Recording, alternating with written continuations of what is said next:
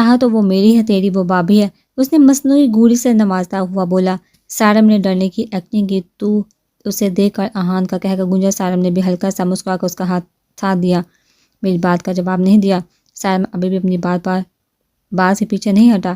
تو فکر مت کر بیوی تو وہ تیری جاڑ کی ہی بنے گی۔ وہ سرشاری کی کیفیت میں اس کا دلکش وجود آنکھوں میں لاتا ہوا بولا۔ سارم اچھا چھوڑ ان سب باتوں کو اور میرے ساتھ کچھ وقت گزار، پھر تو چلا جائے گا تو میں تجھے بہت یاد کروں گا۔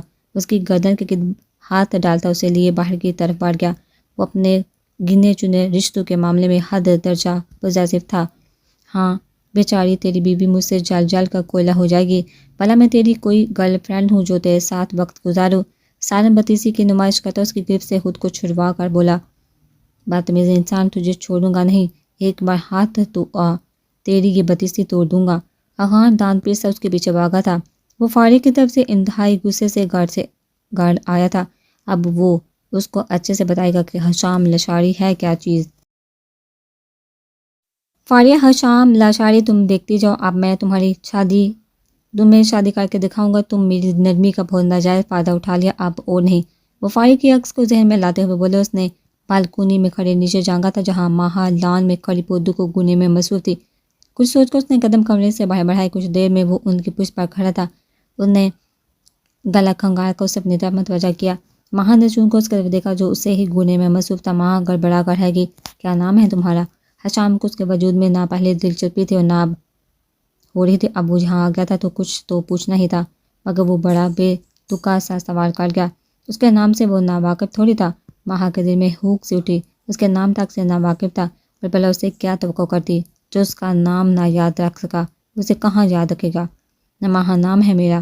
اس کے سوال کا جواب دیتے خاموش سی ہو گئی۔ کیا کرتی ہو آج کل؟ وہ مزید بات بڑھاتے ہوئے بولا۔ بی ایس سی اکنامکس کے پہلے سال میں ہوں، ابھی کچھ وقت پہلے ہی داخلہ لیا ہے۔ وہ امید بڑی نظریں اس پر ٹکا کر بولی۔ کیا پتہ وہ کہہ دے کہ تم آگے بھی بڑھ سکتی ہو۔ شادی کے بعد اچھے سے گھرداری سنبھالنا، آگے پڑھنے کی کوئی ضرورت نہیں۔ وہ فاریہ کو ڈیل دے کر دیکھ چکا تھا جو اب اس کے سر کو آ رہی تھی، اس لیے پہلے سے ہی وہ اس لڑکی کو اس کے حدود سے آگاہ کرنا چاہتا تھا۔ ماہا نے احتجاجی نظروں سے اس کی طرف دیکھا۔ اس کی سرمئی آنکھوں میں ہلکی سی نمی تاری تھی، اس کی آنکھوں کو مزید خوبصورت بخش رہی تھی، مگر سامنے والی پر رتی برابر بھی فرق نہیں پڑا تھا۔ جتنا تم میری باتوں پر بغیر چوں چرا عمل کرو گی اتنا ہی تمہارے لیے اچھا ہوگا۔ میرے خیال سے میری باتیں تم سمجھ چکی ہو۔ اس کی آنکھوں میں موجود آنسو کو اگنور کرتا باہر کی طرف بڑھ گیا۔ ماہا اس کے پشت کو دھندلائی آنکھوں سے تکتی رہ گئی۔ وہ کھڑکی پر کھڑی چاند کو گھورنے میں مصروف تھی۔ اسے گھر سے آئے تقریباً 1 مہینہ ہونے والا تھا۔ اس سے پہلے وہ کبھی اکیلی کہیں نہ گئی تھی۔ وہ گھر والوں کی اتنی لاڈلی تھی کہ کوئی اسے جانے ہی نہیں دیتا تھا۔ پہلے تو اس کے بابا کا ہی اس کے بغیر دل نہیں لگتا تھا۔ وہ روز ان کے سینے سے لگ کر دن بھر کی ساری روداد انہیں سناتی تھی۔ داجان بھی تو اس کے بغیر نہیں رہتے تھے، مگر اب سب ہی اس کے آنسو کے آگے ہار گئے تھے۔ وہ فی الحال اس گھٹن زدہ ماحول سے آزادی چاہتی تھی، اس لیے وہ جہاں آ گئے تھے وہ اس وقت اسلام آباد میں موجود تھی۔ یہ گھر داجان کے ایک کزن کا تھا جہاں محض وہ دونوں میاں بیوی رہتے تھے۔ ان کی ایک ہی بیٹی تو شادی کے بعد لاہور میں مقیم تھی اور وہ چھٹیوں میں ہی اپنے بچوں کے ساتھ یہاں آتی تھی۔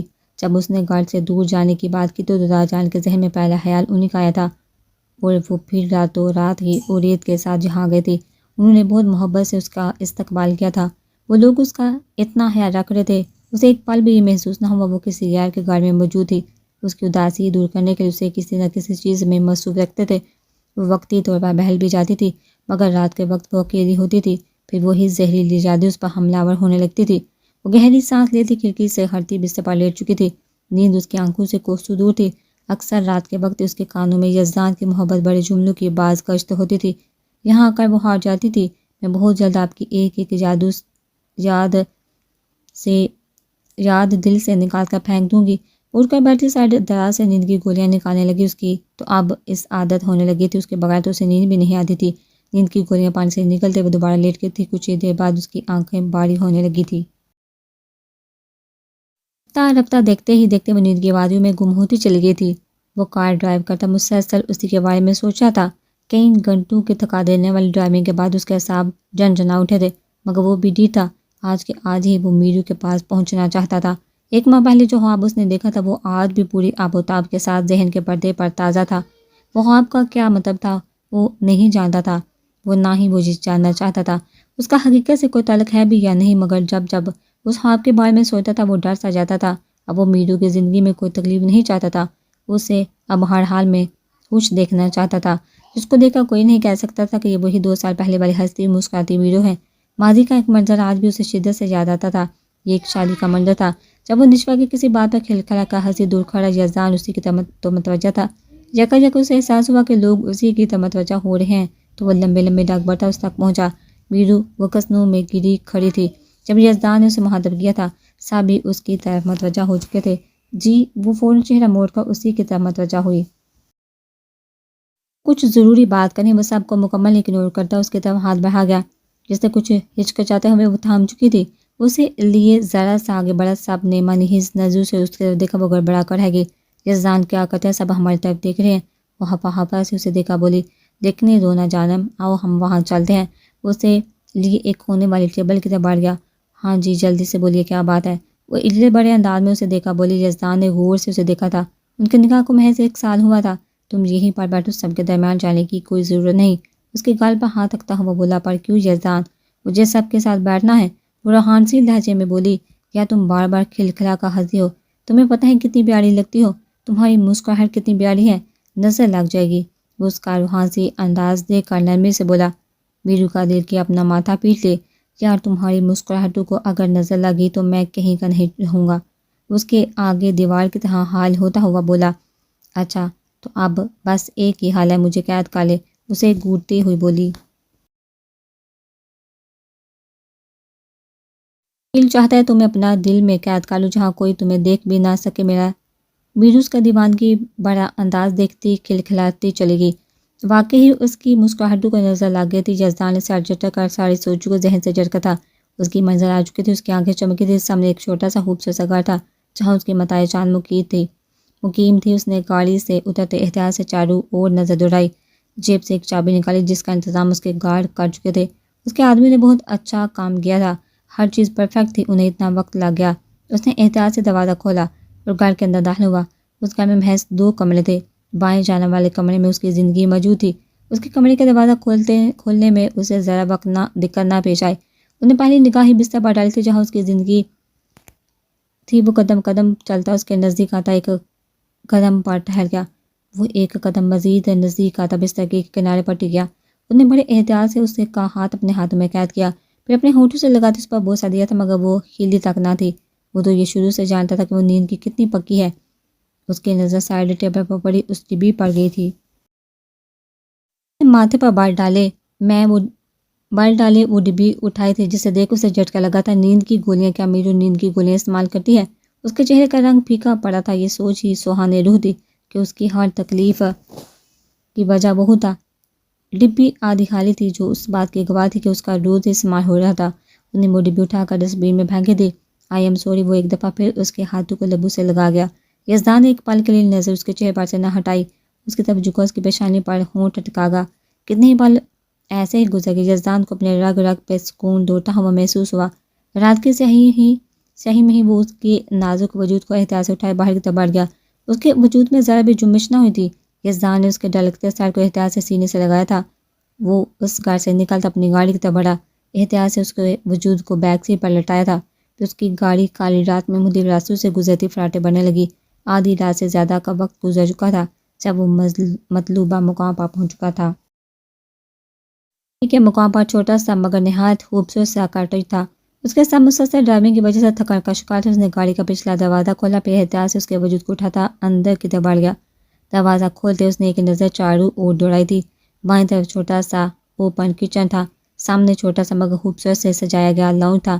لاؤنج کے ایک کونے پر سیڑھیاں تھیں جو اوپر کی جانب جا رہی تھی۔ انہیں سیڑھیوں کی جانب قدم بڑھائے۔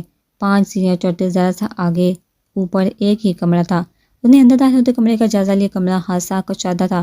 دروازہ کھلتے ہی دائیں جانب جہازی سائڈ بیڈ سیٹ کیا گیا تھا۔ کمرے کے ایک کونے پر الماری موجود تھی اور بائیں جانب ایک کونے پر واش روم تھا۔ انہیں اپنے قدم بستر کی جانب بڑھائے، پھر اسے احتیاط سے لٹا دیا۔ گھٹنوں کے بل اس کے قریب بیٹھتے وہ قریب اس کا ایک ایک نقش کو نہارنے لگا۔ وہ سوتے ہوئے اتنی پیاری لگ رہی تھی، اس نے محبت سے اس کے صبیحہ پیشانی پر بوسہ دیا تھا۔ وہ کتنی ہی دیر وہیں اس کے قریب بیٹھا اس کے خوبصورت وجود کو نہارتا رہا۔ اسے افسوس ہوا کہ اس نے 2 سال اپنے فضول اس انتقام میں نکال دیے، اس لیے غصے کو اسلام میں حرام قرار دیا گیا ہے۔ اسی غصے کی وجہ سے وہ اپنا اور خاص طور پر اس وجود کا کتنا نقصان کر چکا تھا۔ میں سب ٹھیک کر دوں گا، بس مجھے ایک موقع دے دو، اس کے گال پر بائیں ہاتھ کی پشت پھیرتا ہوا بولا۔ اس کے گال کو ہونٹوں سے چوتے اٹھ کھڑا ہوا، انہوں نے اچھے سے اس کے اوپر کمبل پھیلایا تھا، پھر ایک نظر اس پر ڈالتا آہستہ سے دروازہ بند کرتا نیچے لاؤنج میں آ گیا۔ لاؤنج کے صوفے پر بیٹھتے اس نے اپنے تھکن زدہ حساب کو پرسکون کرنے کے لیے صوفے کی پشت سے سر ٹکایا، پھر وہ وہیں صوفے پر لیٹ گیا۔ اس کے اعصاب اس قدر تھکن کا شکار تھے، وہ لیٹتے ہی نیند کی وادیوں میں گم ہوتا چلا گیا۔ سارم نے رات گئے حویلی میں قدم رکھا، وہ اکثر رات کے وقت ہی سفر کرتا تھا۔ وہ اپنا سفری بیگ گاڑی سے نکالتا اندر کی جانب بڑھا، وہ ٹھٹک کر رکا، اسے لان کے کونے میں کھڑے وجود پر ماہا کا گمان ہوا، اس کی پشت سارم کی جانب تھی۔ سارم کا دل شدت سے دھڑکا، آخر وہ یہاں کیسے ہو سکتی تھی؟ وہ اس وجود کی طرف قدم بڑھاتا، اس سے پہلے ہی اس کی آواز نے اسے اپنی طرف متوجہ کیا۔ What a pleasant surprise! Hisham اس کی طرف دیکھتا اسے گلے سے لگا گیا۔ بے شک اس کے اپنے باپ کے ساتھ خوشگوار تعلقات اچھے نہیں تھے، مگر حشام کے ساتھ اس کے تعلقات قدرے بہتر تھے۔ اس نے بھی خیر مقدم والی مسکراہٹ کے ساتھ اسے گلے سے لگوایا۔ کیا تو آگے کتنے مہینے گزر جاتے ہیں تو حویلی کا روح نہیں کرتا، کیسے غیر روح کی طرح مہینے بعد آتا ہے؟ وہ اس کی گردن میں ہاتھ ڈالتا اندر کی طرف بڑھ گیا۔ سارم نے چہرہ موڑ کر پیچھے کی طرف دیکھا، مگر اب وہاں کوئی نہ تھا۔ سارم ساٹھ جھٹک کر اندر کی طرف بڑھ گیا۔ حشام رات گئے تک اس کے ساتھ باتوں میں مصروف تھا، پھر باتوں میں اسے اپنے شادی کا بھی بتا چکا تھا۔ سارم اس کے لیے بے حد خوش تھا، اس نے حشام کے گلے لگ کر اسے مبارکباد دی۔ وہ واقعی اپنے بھائی کے لیے خوش تھا، اور دوسروں سے اپنی بابی کو دیکھنے کا بھی کافی تجسس تھا جو جلد ہی دور ہونے والا تھا۔ حشام اسے آرام کرنے کا بولتا اپنے کمرے کی طرف بڑھ گیا۔ انہیں باری ہوتے سر کے ساتھ بمشکل اپنی آنکھیں کھولی تھی، یہ تو روز ہی اس کے ساتھ ہوتا تھا۔ نیند کی گولیاں کھانے کے بعد صبح ایسے ہی سر درد سے پڑتا تھا۔ اس نے ایک بھرپور انگڑائی لیتے پوری آنکھیں کھولی، ارد گرد کا جائزہ لیا، ہاتھوں کسی انجان جگہ پر محسوس کر کے اس کی آنکھیں حیرت کی زیادتی سے مزید کھل گئی۔ وہ ایک ہی جسم میں بستر سے اترتے ارد گرد کا جائزہ لینے لگی۔ اسے شدت سے کچھ غلط ہونے کا احساس ہوا۔ وہ بھاگتے ہوئے دروازے کی جانب بڑھی، جو اس کی پہلی کوشش سے کھلتا چلا گیا۔ وہ سیڑھیوں کی طرف بڑھتی عجلت بڑے انداز میں نیچے اتری، وہ پریشانی سے ادھر ادھر دیکھ رہی تھی۔ مجھے اس کے لیے سوہانے روح تھی کہ وہ کیسے جہاں پہنچی، آنکھوں کے آگے دھند سے چھانے لگی، ارد گرد کا نظارہ دھندلا پڑنے لگا۔ اپنے آنسو پوتی ہمت مجمع کر کے باہر دروازے کی طرف بڑھی، اس نے پوری شدت لگا کر دروازہ کھینچا، مگر وہ ٹس سے مس نہ ہوا۔ اسے اپنی قسمت پر مزید رونا آنے لگا۔ کوئی ہے، مجھے یہاں سے نکالو، وہ ارد گرد دیکھتی چلاتی ہوئی بولی۔ اس سے اپنے پیچھے کھٹکے کی آواز آئی، وہ گھبرا کر آنکھیں شدت سے میچ گئی۔ میرو، میری جان، کیا ہوا؟ میں ہوں نا، ادھر کیوں گھبرا رہی ہو؟ اپنی پوچھ پر جانی پہچانی آواز محسوس کر کے جھٹکے سے پیچھے مڑ کر دیکھا۔ اس آواز کو وہ کیسے بھول سکتی تھی؟ اپنے سامنے کھڑے وجود کو حیرت سے دیکھا، یک اس کے دماغ میں جماکے سے ہونے لگے، یعنی وہ پھر کسی نئے امتحان کے لیے اسے یہاں لایا، پھر کوئی نئی شکست اس کے حصے میں آنے والی تھی، کیا وہ پھر کوئی نیا عذاب اس کی جولی میں ڈالنے والا تھا؟ اس نے بے ساختہ گرنے کے ڈر سے دروازے کو تھاما۔ یزدان اس کی کیفیت دیکھ کر کچھ معاملے کا اندازہ لگایا تھا۔ اس کا دماغ پڑ چکا تھا کہ وہ کیا سوچے، وہ اسے غلط سمجھ رہی تھی۔ اپنے لیے اس کی آنکھوں میں بے یقینی سی دیکھ اس کے دل میں درد اٹھا۔ میرو، میری جان، ایسا وہ کچھ کہتا اس کی طرف بڑھا۔ میرو نے ہاتھ بڑھا کر اسے رک جانے کا اشارہ کیا، اس کے قدم وہی جم کے زبان با کفل سا لگ گیا۔ یزدان افندی، میرے پاس مت آئیے گا کہ اب بھی آپ کا کوئی انتقام ادھورا رہ گیا جو یوں رات کے سحر میں مجھے یہاں لے آئے؟ وہ آنکھوں میں دار آنے والی موتیوں کو پوچھتی دو قدم اس کی طرف بڑھائی۔ بڑی نہیں میرو، جیسا تم سوچ رہی ہو ایسا کچھ بھی نہیں۔ اسے سمجھانا چاہتا تھا، مگر اس کے پاس الفاظ نہیں تھے جس سے وہ اپنے دفاع میں کچھ کہہ پاتا۔ آپ کی ہمت کیسی مجھے یہاں لانے کی؟ کیوں بار بار میرا ضبط آزمانے چلے آتے ہیں؟ آخر کیوں؟ وہ آنسو بڑی آنکھیں اس پر ڈال کر بولی، میرو، میری جان، ایسا نہیں، ایک بار میری بات سن لو، بس ایک بار۔ وہ اس کے نزدیک آتا، اس کا چہرہ ہاتھوں کے پیالے میں بڑھتا التجائی انداز میں بولا، مجھے دوبارہ ہاتھ مت لگائیے گا۔ میرو نے اپنے چہرے پر موجود اس کے ہاتھ کو شدت سے جھٹکا تھا۔ میرو، میں جانتا ہوں مجھ سے بہت بڑی غلطی ہوگی، مجھے بس ایک بار معاف کر دو، یقین مانو دوبارہ ایسی غلطی نہیں ہوگی۔ اس کے ہاتھوں کو اپنے ہاتھوں کی مضبوط گرفت میں قید کرتا ہوا بولا۔ میرو اس کی بار بار بے تحاشا ہنستی چلی گئی، جیسے خود کا ہی مذاق اڑا رہی ہو۔ ایک جھٹکے میں اس کی گرفت میں قید اپنے ہاتھوں کو کھینچ کر نکالا۔ بڑی خوب یزدان افندی، پہلے جان نکال دو پھر معافی مانگنے آ جاؤ، بڑا اچھا مذاق کرتے ہیں۔ وہ تالی بجاتے داد دینے والے انداز میں بولی۔ یزدان کو یکدم ہی گھٹن کا احساس ہونے لگا، اسے شدت سے محسوس ہوا جیسے وقت ریت کی طرح اس کے ہاتھ سے پھسل گیا ہو۔ پلیز ایک بار، بس ایک بار معاف کر دو۔ وہ گھٹنوں کے بل بیٹھا اس کا ہاتھ تھام گیا، نظریں ایک پل کے لیے بھی اسے سے نہ ہٹی۔ وہ بنا پلکے جھپکائے امید بڑی نظر سے اسے دیکھ رہا تھا، جیسے اگر وہ پلکے جھپکائے گا تو وہ غائب ہو جائے گی۔ مجھے جانے دے، میں یہاں ایک لمحہ مزید نہیں ٹھہروں گی۔ مجھے جانے دے یزدان افندی، مجھے جانے دے۔ وہ یعنی ہوتی ہوئی چیخی تھی۔ اس نے جیسے یزدان کی بات سنی ہی نہ تھی، اس کے ہاتھ جھٹکتی 2 قدم پیچھے ہوئی تھی۔ یزدان مایوس سا کھڑا ہوا، آنکھیں سوئے انگارہ ہو رہی تھی۔ میں جانتا ہوں، میں نے اگر تمہیں جانے دیا تو میں تمہیں کھو دوں گا۔ وہ آنکھوں میں نمی کو روکتا ہوا بولا، آپ کو لگتا ہے مجھے کھو دیں گے؟ آپ مجھے کھو چکے ہیں۔ وہ طنزیہ نظریں اس پر ٹکاتے ہوئے بولی۔ یزدان ڈگمگا سا گیا تھا۔ اس نے صوفے کی پشت پر ہاتھ ٹکائے تھے۔ مجھے، میں اب ان سب سے کچھ حاصل نہیں ہوگا۔ وہ اس کی حالت دیکھ کر بھی نہ پگھلی تھی۔ میں تمہیں جانے نہیں دے سکتا، تم میرے پاس ہوگی تو مجھے امید ہے تم مجھے معاف کر دو گی۔ وہ اس کی آنکھوں میں دیکھتا ایک نئے عزم سے بولا، مجھے آزاد کر دے، اس بے نام رشتے سے میری زندگی کو پرسکون کر دے۔ وہ ہمت مجھے تما کرتی وہ الفاظ بھی بول گئی جو شاید وہ مر کر بھی سوچ نہ سکتی تھی۔ ویرو، یزدان نے بے یقینی سے اس کی طرف دیکھا، یعنی وہ اس سے آزادی چاہتی تھی۔ اب ایسے کیوں ریئیکٹ کر رہے ہیں؟ بھول گئے 2 سال پہلے آپ ایسے ہی الفاظ بول کر مجھے توڑ کر کے تھے۔ وہ بھی آنکھوں سے چیخی تھی۔ یزدان کے کانوں میں اپنے ہی کہے الفاظ کی بازگشت ہونے لگی۔ میرا تم سے کوئی رشتہ نہیں، تم اس عورت کی بیٹی ہو جس سے میں سب سے زیادہ نفرت کرتا ہوں۔ تم ان کی پوتی ہو جن سے آج کے بعد میرا کوئی رشتہ نہیں۔ آج میں تم سے دستبردار ہو رہا ہوں کیونکہ تم ان کی بیٹی ہو، تمہیں ان کے کیے کی سزا ملے گی۔ اپنے لفظوں کی بازگشت پر اس کا دل گھبرانے لگا۔ اگر تم چاہو تو میں تمہیں طلاق دے کر آزاد کر سکتا ہوں، جس سے مرضی شادی کر لینا۔ اپنے آخری الفاظ یاد کر کے اس کا سانس گھٹنے لگا تھا۔ افندی، آپ مجھے قید کر کے بھی دیکھ لیں مگر زمیرہ افندی کا جواب نہیں بدلے گا۔ میں آپ کو کبھی معاف نہیں کروں گی۔ اس کی آنکھوں میں اپنی ہری آنکھیں گاڑتی چیلنجنگ انداز میں بولی، پھر اس کے سامنے سے ہٹتی سیڑھیاں چڑھتی کمرے میں بند ہوگی۔ وہ پیچھے اپنے حالی ہاتھ تکتا رہ گیا۔ سارم لاشاری صبح صبح فرش سے نیچے آیا تھا۔ اسے دیکھا داجان نہال ہو گئے۔ وہ صوفے سے اٹھے اس کی طرف بڑھ گئی۔ میرا شیر کب آیا؟ اس کی پیٹھ تھپتھپاتے ہوئے بولے۔ صدا کا نکما۔ حارث صاحب نے اسے دیکھ کر طنز کا تیر پھینکا تھا۔ سارم کا چہرہ اہانت سے سویا پڑا تھا، بس اسی لیے وہ گاؤں نہیں آتا تھا۔ اس کے بعد اسے دیکھتے ہی طنزیہ گفتگو شروع کر لیتے۔ حارث دادا جان کی تنبیہ نظر سے بیٹے کو گورا تھا۔ حارث صاحب باپ کی تنبیہ پر خاموش ہو گئے۔ حارث صاحب کو اگنور کر کے پھر سارم کی طرف متوجہ ہوئے۔ رفتہ رفتہ سارے ناشتے کے ٹیبل پر موجود تھے۔ سیڑھیاں اترتے مہا سب کو مشترکہ سلام کرتی ہوئی آگے بڑھی۔ جب سامنے موجود سارم لاشاری کو دیکھا وہ جہاں تھی وہیں تھم گئی۔ آؤ ماں بچے، ادھر آؤ، یہ سارم ہے، تمہارا کزن اور حشام کا چھوٹا بھائی۔ سارم لاشاری اور تمہارا دیور۔ اسے ہلکے میں لیے سارم کی طرف دیکھا بولے۔ کو لگا وقت تھم سا گیا ہے۔ اس کا چہرہ تاریک پڑ گیا۔ قسمت کس بدترین مذاق پر اس کے سانسیں سینے میں اٹک رہی تھی۔ ماہا کا جو حشام کی منگیتر بن کر سامنے آنا اسے انگاروں پر گھسیٹ گیا۔ اسے یہ حقیقت برداشت نہیں ہو رہی تھی۔ ماہا کا حال بھی کم و بیش اسی جیسا تھا۔ وہ قسمت کے اس مذاق پر ہنسے یا روئے اسے سمجھ نہیں آیا۔ اس نے سارم کے سفید بڑھتے چہرے سے نگاہ ہٹا کر زمین پر ٹکا لی۔ داجان، مجھے یہاں گھٹن ہو رہی ہے، میری تھوڑی دیر لان میں بیٹھ کر آتا ہوں۔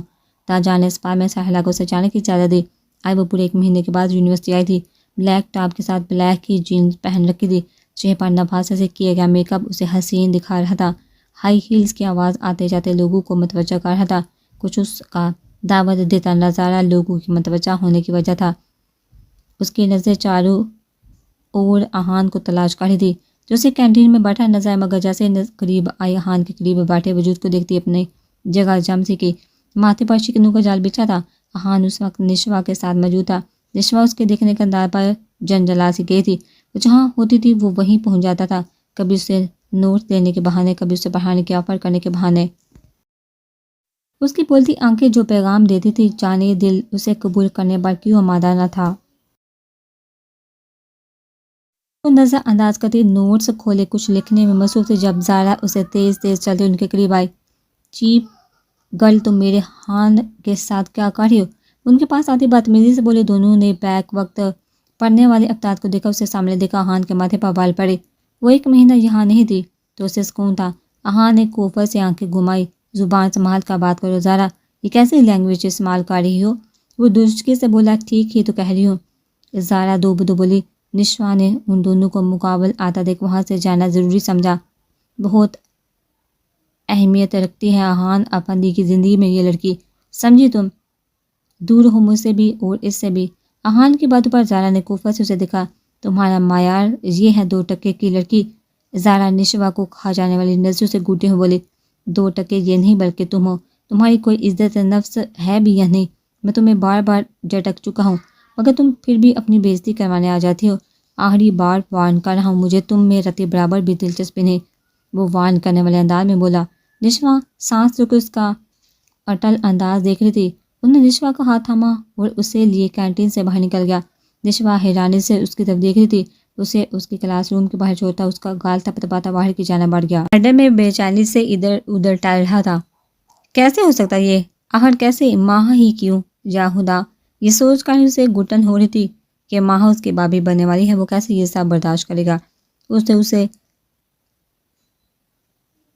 جٹلانے کی خاطر یہاں آیا تھا اور وہ یہاں اس کی ہونے والی بابی کی حیثیت سے موجود تھی۔ اس نے خود سے عہد کیا تھا وہ یہاں نہیں رکے گا، چلا جائے گا یہاں سے، کیونکہ اپنی آنکھوں کے سامنے اسے کسی اور کا ہوتے ہوئے نہیں دیکھ سکتا تھا۔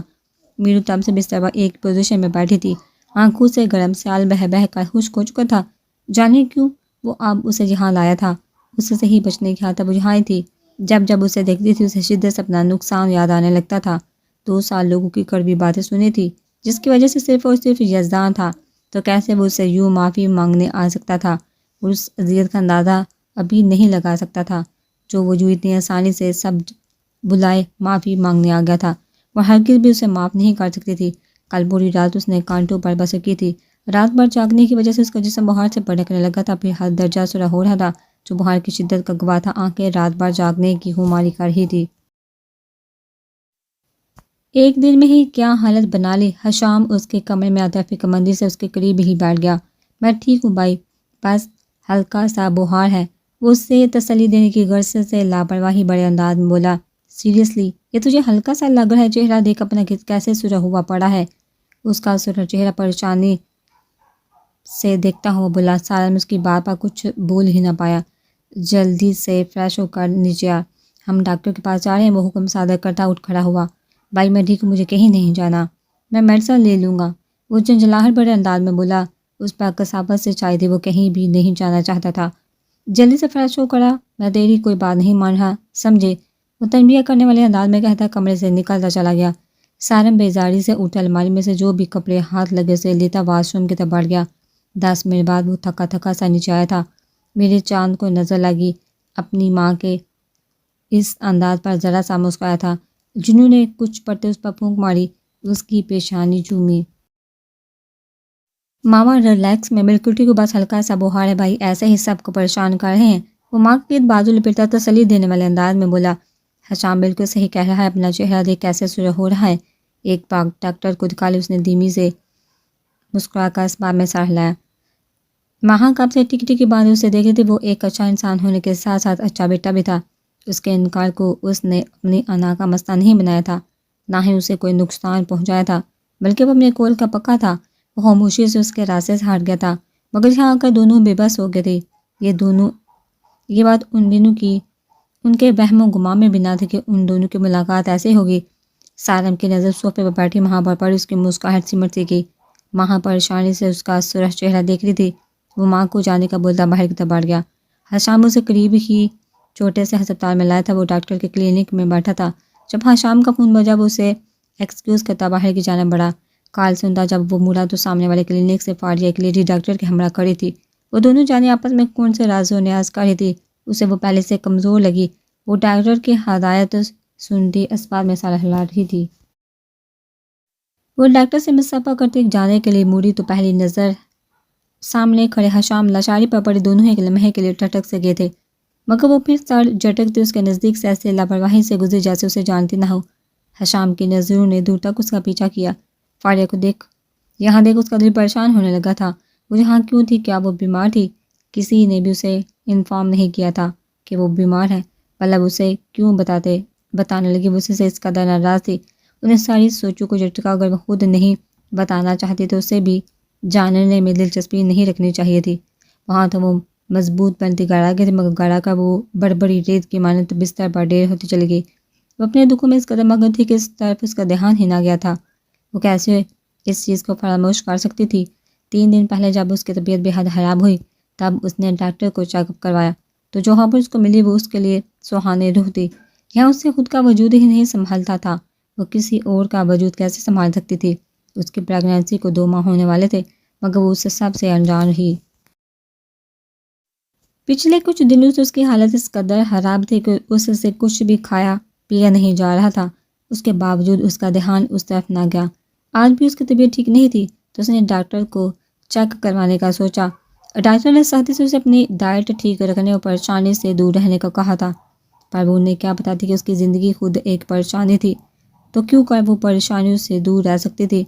آج حشام کو سامنے دیکھ اس کا دل چاہا تھا کہ اس کے سینے سے لگ کر اسے کہہ کر میری ہر پریشانی سمیٹ لے، مگر وہ صرف سوچ ہی سکی کیونکہ اسے اپنی عزت نفس بہت پیاری تھی، اس لیے خاموشی سے وہاں سے نکل آئی۔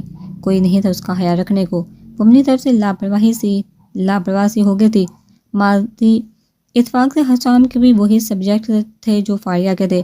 ان کے پروفیسر نے انہیں ریسرچ پروجیکٹ دیا تھا، انہوں نے ان کی گروپ بندی ان کے سینئر سے کر دی تھی تاکہ وہ لوگ ان کی کچھ رہنمائی کر سکے۔ فاریہ کا گروپ حشام اور کچھ اور کلاس والوں کے ساتھ بنا تھا۔ وہ قدرت کے حسین اتفاق پر چون کر رہ گئی، اور اسے کیا پتا تھا کہ یہ اتفاق نہیں تھا بلکہ حشام نے خود کہہ کر اس کی اور اپنی گروپنگ کروائی ہے۔ حشام کو وہ معصوم سی لڑکی اپنی طرف اٹریکٹ کر رہی تھی۔ ایسا اس کے ساتھ اس سے پہلے کبھی نہیں ہوا تھا۔ اس نے فاریہ کے بارے میں ساری معلومات نکلوائی جب اسے اندازہ ہوا کہ وہ یتیم ہے اور ہاسٹل میں رہائش پذیر ہے۔ رفتہ رفتہ وہ ایک دوسرے کے قریب آنے لگے۔ فاریہ کو بھی وہ اچھا لگنے لگا تھا۔ جو اس سے دھیمی آواز میں بات کرتا اس کے دل میں گڑ کرتا جا رہا تھا۔ یہ بھی ایک عام سے دن میں سے ایک تھا۔ حشام کے آخری دن چند دن رہ گئے تھے، اسے کسی بھی حال میں وہ لڑکی اپنی زندگی میں چاہیے تھی۔ اس وقت وہ یہ بھی بات فراموش کر چکا تھا کہ ایک نازک وجود سالوں سے اس کے ساتھ جڑا ہے۔ مجھ سے شادی کرو گے؟ اس نے فاریہ کے ٹیبل پر موجود ہاتھ کو تھاما۔ فاریہ نے حیرانگی سے اسے دیکھا۔ کہاں وہ گاؤں کے سردار کا پوتا، کہاں وہ خود ہاسٹل میں یتیمی کی زندگی گزارنے والی معمولی لڑکی۔ انہیں ساری سوچوں کو جھٹک کر اس کی طرف دیکھا۔ اپنے آپ میرے بارے میں کچھ نہیں جانتے، نہ ہی میں آپ کی طرح امید ہوں، شاید آپ یہ جاننے کے بعد مجھے قبول نہ کرے۔ وہ آنکھیں جھکاتی ہوئی بولی، سب جانتا ہوں تمہارے بارے میں، مجھے کسی بات سے کوئی فرق نہیں پڑتا، بس تمہاری رضامندی چاہیے۔ مجھے پہلی بار کوئی اچھی لڑکی اچھی لگی ہے اور وہ تم ہو۔ اب بتاؤ کیا تم مجھ سے نکاح کرو گے؟ وہ اس کی باتوں کے جواب میں بولا۔ فاریہ سرخ چہرے کے ساتھ اس بات میں سر ہلا گئی۔ وہ گھر آ کر بھی مجھ سے رہا تھا۔ زارا کی حرکت پر اسے اپنے الفاظ یاد آئے اور نشوہ کی حیران صورت یاد کر کے اسے اپنی جلد بازی پر افسوس ہو رہا تھا۔ وہ اس معاملے میں کسی بھی جلد بازی سے کام نہیں لینا چاہتا تھا۔ وہ نہیں چاہتا تھا کہ کسی کو بھی نشوہ پر الزام لگانے کا موقع ملے۔ وہ تھکا سا باہر کی طرف بڑھ گیا جہاں شیری بیگم اسے صوفے پر بیٹھی ہی مل گئی۔ وہ کسی گہری سوچ میں گم تھی۔ احان ان کی گود میں سر رکھتا صوفے پر لیٹ گیا۔ وہ اپنے خیالوں سے چونکا اس کی طرف متوجہ ہوئی، پھر ایک نظر اسے دیکھ اس کے گھنے بالوں میں انگلیاں چلانے لگی۔ کیا ہوا میرا چاند، اداس کیوں ہے؟ اس کا اداس چہرہ نوٹ کر چکی تھی۔ اسے سمجھ ہی نہیں آئی وہ کیا کہے۔ وہ محض ان کا ہاتھ پکڑ اپنی آنکھوں پر رکھ گیا۔ شیری بیگم دھیما سا مسکرائی۔ بھائی کب ملوا رہے مجھے میری ہونے والی بہو سے؟ انہوں نے مسکراہٹ دباتے ہوئے پوچھا۔ ان کی بات سمجھ آتے ہی وہ ایک جھٹکے سے اٹھ بیٹھا۔ مام آپ کو کیسے پتا؟ وہ بے یقین سی نظریں ان بٹکا گیا۔ بھائی تمہاری ماں ہوں، تمہاری رگ رگ سے واقف ہوں۔ اس کا گال تپتپاتی ہوئی بولی، آپ کو سالم نے بتایا؟ وہ آنکھیں چھوٹی کی پرسوچ نظریں اس پر ٹکا کر بولا، سالم نے بھی بتایا ہے مگر میں تمہاری ماں ہوں، اتنے دنوں سے تمہارا عجیب سا رویہ دیکھ رہی ہوں، مجھے تو تبھی اندازہ ہو گیا تھا کہ ضرور کوئی نہ کوئی مسئلہ ہے۔ احان نے سالم کی حرکت پر دانت پیسے۔ سالم کے پیٹ میں کوئی بات پچتی نہیں ہے، میرا دوست کم باڈی گارڈ زیادہ ہے جو میری ہر خبر آپ تک پہنچاتا ہے۔ ایک بار واپس آ جائے اس کی گردن اپنے ہاتھوں سے مروڑوں گا۔ وہ سالم کو ذہن میں لاتا دانت کچکچا کر بولا، تم اسے کچھ نہیں کہو گے؟ اتنا پیارا بچہ ہے، اپنے ایسے مخلص لوگ آج کل کے دور میں کہاں ملتے ہیں؟ شیری بیگم فوراً سالم کی طرف داری میں بولی۔ یہ بات احان بھی مانتا تھا کہ اس معاملے میں وہ واقعی خوش نصیب ہے جو اسے سالم جیسا مخلص دوست ملا تھا۔ بھئی اب تم بات مت بدلو، مجھے بھی میری ہونے والی بہو سے ملنا ہے، کب ملوا رہے ہو؟ وہ اس کا دھیان دوبارہ اسی طرف لاتی ہوئی بولی، ماما میں نے اسے ابھی بتایا ہی نہیں۔ وہ سنجیدہ سا چہرے کے ساتھ بولا، بھئی کب بتاؤ گے؟ بچی کی رضامندی لے لو، پھر یہ ہم اس کے گھر رشتہ لے کر جائیں گے۔ اسے سمجھانے والے انداز میں بولی، میرا دل ڈرتا ہے اگر اس نے انکار کر دیا پھر۔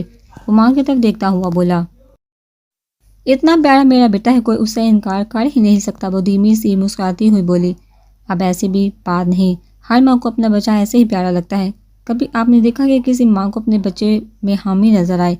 وہ منہ بنا کر بولا، بالفرض وہ انکار کر بھی دے تو میں اس کے گھر جا کر ایک بار ضرور اس کے پیرنٹس اور اس سے درخواست کروں گی اپنے چاند کے لیے۔ وہ محبت بھری نگاہوں سے اسے دیکھتی اس کی پیشانی چوم گئی۔ تھینک یو ماما، آپ دنیا کے سب سے پیاری ماما ہیں۔ ان کے گرد بازو لپیٹا ان کے کندھوں پر لاڈ سے سارا گیا۔ انہوں نے مسکرا کر اس کا گال تھپتھپایا۔ آج وہ کسی بھی حال میں اسے منا لینا چاہتی تھی، ایک ماہ سے زیادہ ہو چکا تھا ان دونوں کی شادی کو، اور عرید کی ناراضگی کو۔ بے شک وہ اس سے ناراض تھا، مگر اب تک نہ ہی اس نے کبھی بدتمیزی کی تھی اور نہ ہی بے فضول اس پر کوئی الزام لگائے تھے۔ بس وہ لاتعلق سا ہو گیا تھا، ان دوران بات نہ ہونے کے برابر تھی، مگر سب سے زیادہ تو اسے اس کی لاتعلقی ہی کھل رہی تھی۔ وہ چاہتی تھی وہ اسے ڈانٹے، غصہ کرے، مگر یوں لاتعلق نہ رہے۔ اس نے الماری سے کالے رنگ کی ساڑی نکالی، ساڑی بڑی ڈیسنٹ سی تھی، فل سلیوز بلاؤز کے ساتھ ساڑی کا بارڈر پر گولڈن موتیوں کا نفیس سا کام ہوا تھا۔ پھر ساڑی کے ہم رنگ جویلری نکال کر وہ ڈریسنگ روم میں کپڑے تبدیل کرنے چلے گی۔ تقریباً 10 منٹ بعد وہ ساڑی میں ملبوس باہر آئی۔ اس کا متناسب سراپا ساڑی میں خوب جچ رہا تھا۔ بالوں کو اسٹریٹ کر کے کمر پر کھلا چھوڑ دیا، پھر خوب دل لگا کر میک اپ کیا۔ جویلری پہن کر اس نے ایک نظر آئینے میں دیکھ اپنی تیاری پر نظر ڈالی۔ وہ کافی مطمئن نظر آ رہی تھی۔ ایک نظر گھڑی پر ڈالی، اس کے آنے کا ٹائم ہونے والا تھا۔ روم فریج سے کیک نکال کر میز پر سیٹ کیا جس پر سوری لکھا ہوا تھا۔ پھولوں کی خوشبو کو سونگھ کر اس نے بوکے بھی کیک کے ساتھ رکھ دیا۔ اب انتظار تھا تو بس عورت کا۔ مزید 15 منٹ گزرے تو گاڑی رکنے کی آواز آئی۔ اس کے ہونٹوں پر خوبصورت سی مسکراہٹ کھلی، کچھ جھجک بھی محسوس ہو رہی تھی۔ عورت تھکا ہارا سا تیز قدم اٹھاتا سیڑھیوں کی طرف بڑھا۔ جیسے وہ کمرے میں داخل ہوا، پہلی نظر ہی کمرے کے درمیان سیٹ کی میز پر پڑی جس کے اوپر خوبصورت سا کیک رکھا تھا۔ کیک کے ساتھ ہی ایک خوبصورت سے بکے پڑا تھا۔ میز پر گلاب کے پھول جہاں بجہاں بکھرے پڑے تھے۔ کمرے میں چلتی مدم لائٹ ماحول کو خوابناک بنا رہی تھی۔ اس نے ایک نظر کمرے میں دوڑائی جب ازوا اسے بیڈ کے قریب کھڑی نظر آئی۔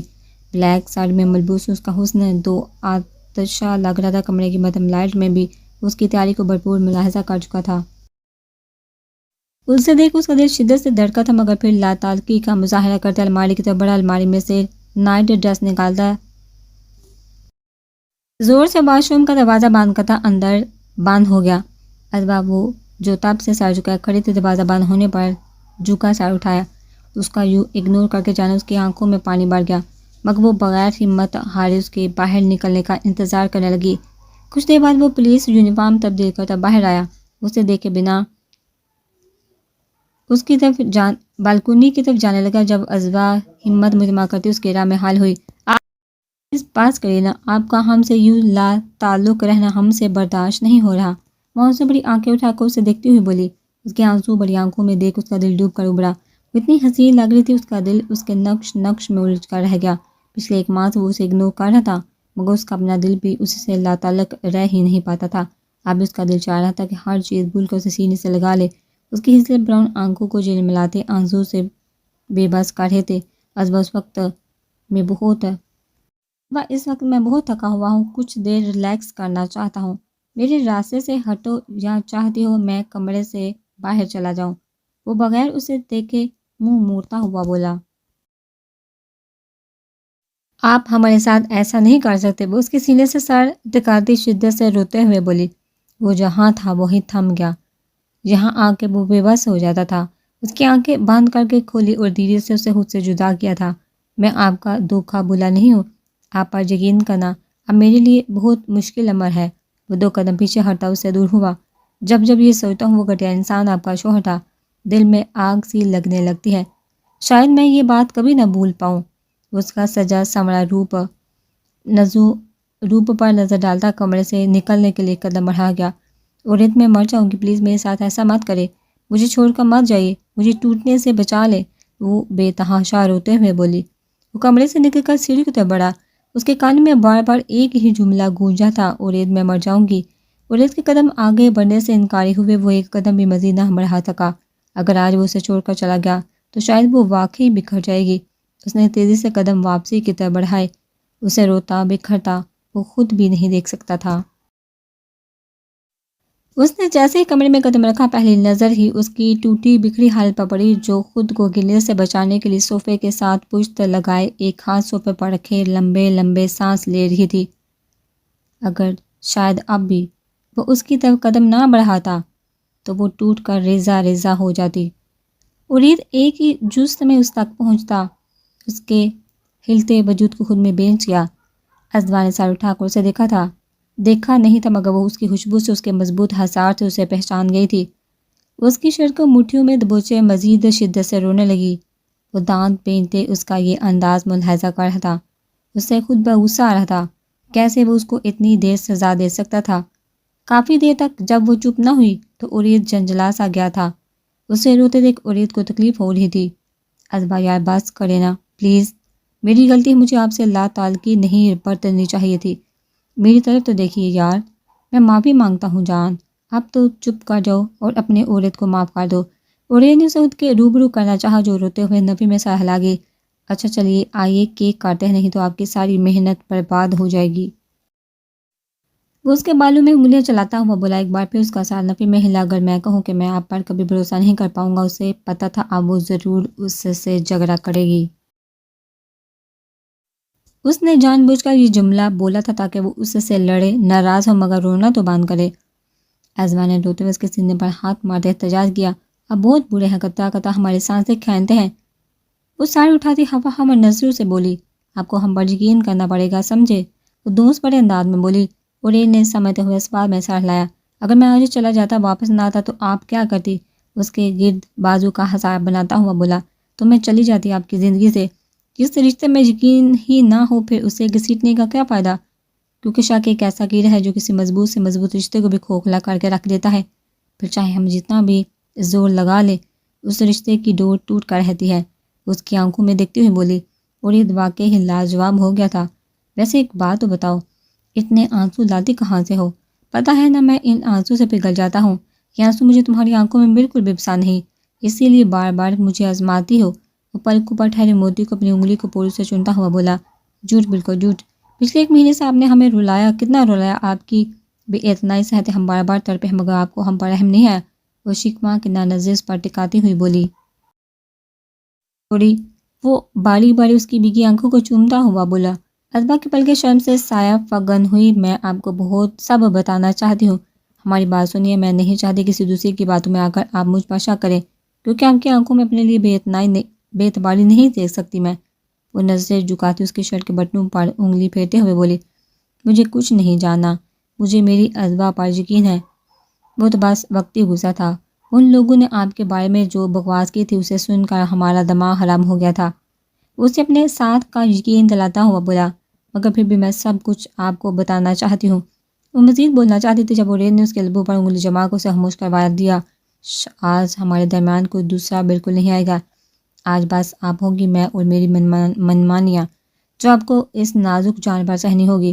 اس کے کان کے قریب جھکتا سرگوشی کرنے والے انداز میں بولا۔ اضواء اپنے آپ میں سمر کر ہے کہ چہرہ سرخ کنداری ہوتا باپ چھوڑنے لگا۔ عرید نے مسکراتے بات اس کا کپ کپاتا وجود دیکھا۔ چلیے آئیے بھائی، میری بیوی نے میرے لیے جو انتظام کیا اسے تو دیکھ لے۔ وہ سر سے پاؤں تک اسے تختہ مانی ہیزی سے بولا۔ اضواء نے جھنجھلاتے ہوئے اس کے کندھے پر مکہ جڑا۔ اس کا ہاتھ تھام کر ٹیبل تک لے آئے۔ ٹیبل پر بڑے کیک پر بڑے بڑے حرف میں سوری لکھا تھا۔ اسے ٹوٹ کر اس نازک جان پر پیارا تھا جو اسے منانے کے لیے اتنے جتن کر رہی تھی، جس کا اظہار کرتے اس نے اضواء کا ماتھا شدت سے چوما تھا۔ تھینک یو میری جان، مجھے احساس دلانے کے لیے کہ میں آپ کی زندگی میں اہم ہوں۔ اسے پیچھے سے ہثار میں لیتا کیک کاٹا، اسے روبرو کرتا اس کے منہ میں ڈال گیا۔ اضواء نے جھجکتے ہوئے اس کی طرف کیک بڑھایا، جس سے وہ اس کا ہاتھ تھامے کھا گیا۔ اس نے اضواء کا ہاتھ نہیں چھوڑا تھا، بلکہ وہ بغیر پلکے جھپکے اس کو ہی دیکھنے میں مصروف تھا۔ اس نے کھینچ کر اسے اپنے ہثار میں لیا تھا۔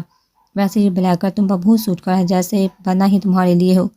اس کی آنکھوں میں اپنی نیلی آنکھیں گاڑتا ہوا بولا۔ عرید نے اس کے گال کو ہونٹوں سے چوما، پھر اس کی تھوڑی پر محبت بڑا لمس چھوڑا۔ عرید پیچھے ہٹیا، ہمیں چینج کرنا ہے۔ وہ اس کے کندھوں پر دباؤ ڈالتی اسے پیچھے دھکیلنا چاہ رہی تھی، مگر مقابل وجود تھا، سمجھ نہ ہوا۔ کیوں چینج کرنا ہے؟ ابھی تو میں نے ٹھیک سے دیکھا بھی نہیں، ابھی تو آپ کی تیاری کو سراہنا باقی ہے۔ اس کے کان کے لو کو چومتا ہوا بولا اور ایک جھٹکے میں اسے گود میں اٹھائے اور قدم بیٹھ کی جانب بڑھائے۔ اذوان نے اس کے سینے میں منہ چھپایا تھا، اس سے بیڈ پر آہستہ سے اتارتا وہ اسے اپنے حصار میں قید کر گیا۔ ارید، اس کے حصار میں کب کباتی ہوئی بولی جی ارید کی جان، وہ اس کے نقش پر اپنی تحریر رقم کرتوں سے سمٹنے پر مجبور کر گیا۔ رفتہ رفتہ گزرتی رات ان کے دونوں کے پاک ملن کی گواہ تھی۔ وہ گھٹنوں میں سر دیے بیٹھی تھی، ایک ہی پوزیشن میں بیٹھے بیٹھے اس کے حواس منجمد ہو گئے، کمر جیسے اکڑ کر تہتا بن چکی تھی، مگر وہ بے حس بنی رہی۔